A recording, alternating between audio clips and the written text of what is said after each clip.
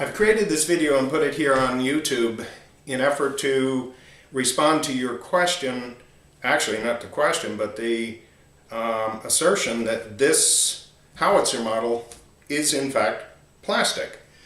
I had suggested to you in the email that there were a couple of different ways to check it, and you were content to say that it was not heavy enough in the hand, and in fact a magnet didn't stick to it.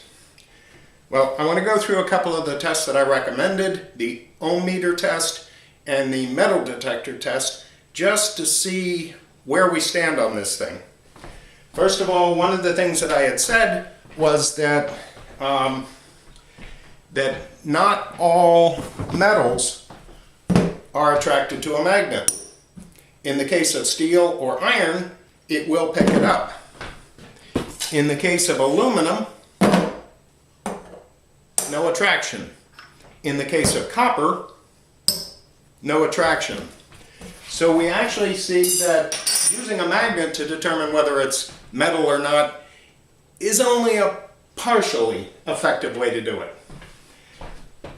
One of the things that I had said is the best way to do it would be to check for continuity. Plastic is not a conductor of electricity.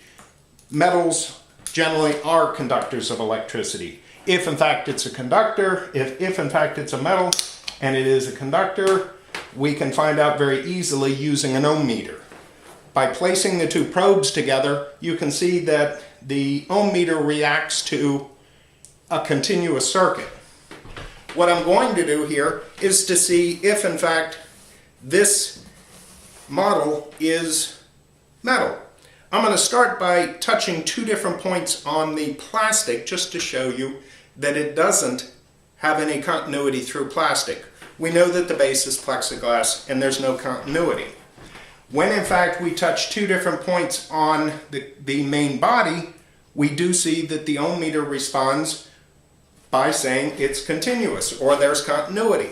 By touching two different places here or two different places on the undercarriage, we find that in fact this model is a conductor of electricity. Plastic is not a conductor of electricity. The other method that I said, we'll see if you can locate a metal detector similar to the ones that are used by treasure hunters. I have here my own personal metal detector, and what it does is as it gets close to metal, it will respond audibly. Now, I will start by showing you the steel.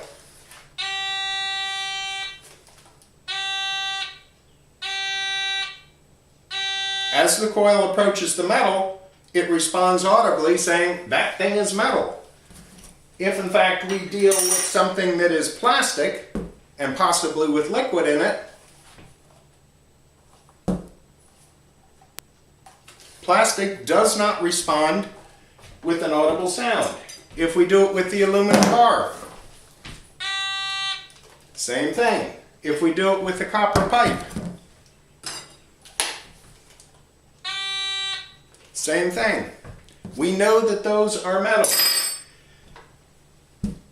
Now, doing it with the model.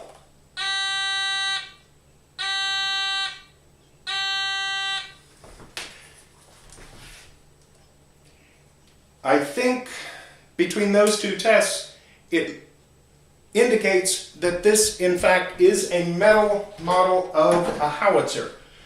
The listing on eBay indicated that it was metal of some type. I didn't say that it was steel. I didn't say it was iron. I didn't say it was copper, gold, or silver. I said it was metal. Your indication was that it is not metal, in fact plastic, and with these two tests, we've indicated that it is in fact metal. At this point in time, there is no reason to refund the money. The Howitzer cannon that you voluntarily sent back to me belongs to you. So you need to make arrangements to have this thing shipped back so that you can collect your property. But there will be no refund because it is in fact metal and there was no misrepresentation on the listing in eBay.